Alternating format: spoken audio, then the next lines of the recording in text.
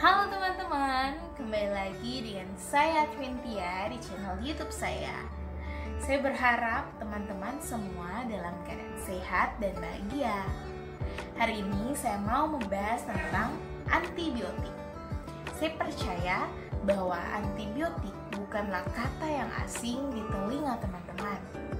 Saya juga yakin bahwa ada teman-teman yang kalau sakit sedikit pasti langsung minum antibiotik. Betul kan? Oke, tapi sebelum itu jangan lupa like, komen, subscribe, dan share videonya. Oke teman-teman, jadi saya akan membahas tentang bahayanya antibiotik. Nah, kenapa berbahaya? Karena masih banyak orang yang salah dalam penggunaan antibiotik. Itulah yang menyebabkan antibiotik menjadi berbahaya. Oke teman-teman, jadi yang pertama harus teman-teman ketahui adalah apa itu antibiotik. Jadi antibiotik adalah kumpulan obat yang bisa digunakan untuk membasmi dan mencegah pertumbuhan bakteri penyebab penyakit infeksi. Nah, jadi di sini bisa kita garis bawahi teman-teman bahwa antibiotik ini hanya untuk bakteri, bukan untuk virus, bukan untuk jamur. Yang kedua, yaitu cara mendapatkan antibiotik dengan resep dokter. Tidak bisa kita membeli di apotik dengan sesuka hati. Kenapa demikian harus menggunakan resep dokter? Karena antibiotik ini akan diberikan oleh dokter setelah dokter menganalisa bahwa apa sih jenis kuman yang menginfeksi si pasiennya, kemudian bagaimana keadaan si pasiennya, dan bagaimana dosis yang akan digunakan untuk pasien serta lama penggunaan dari antibiotik tersebut. Teman-teman, agak sedikit ribut ya, saya minta maaf. Oke, kita lanjut.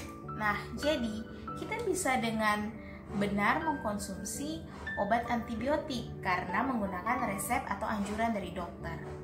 Terkadang itu ada yang baru sakit sedikit langsung minum antibiotik. Terus ada juga yang ke dokter dapat antibiotik.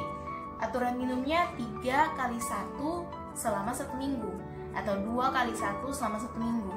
Tapi baru 3 hari minum, lalu sudah merasa sehat, sudah tidak minum lagi. Padahal itu salah teman-teman, salah besar.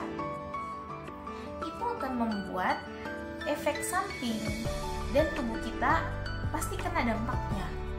Nah, itulah mengapa jika kita sembarangan dalam meminum antibiotik, maka efektivitas dari antibiotik itu akan menurun ataupun akan ada efek samping berbahaya bagi tubuh kita.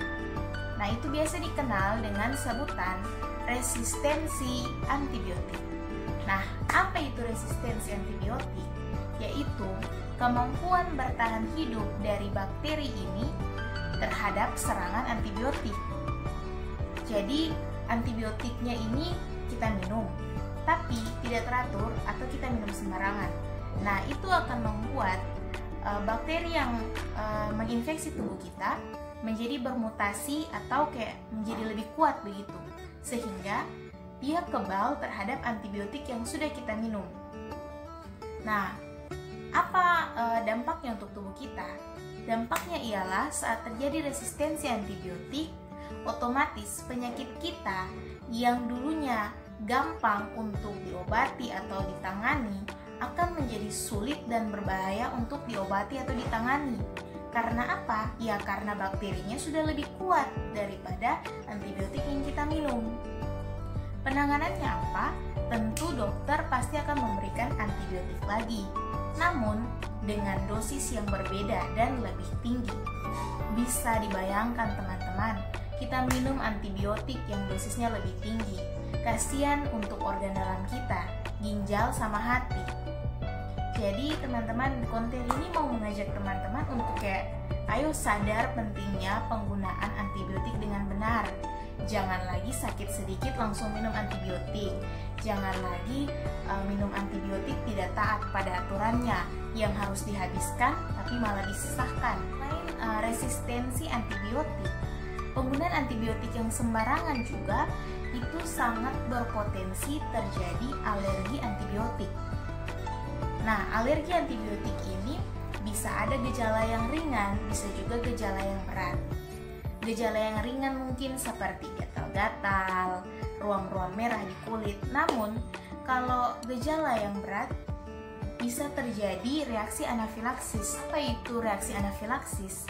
Yaitu alergi antibiotik yang ditandai dengan penurunan tekanan darah secara drastis sehingga membuat korbannya menjadi tidak sadar. Kemudian ada juga alergi antibiotik yang menyebabkan sindrom Stevens-Johnson. Apa itu sindrom Stevens-Johnson?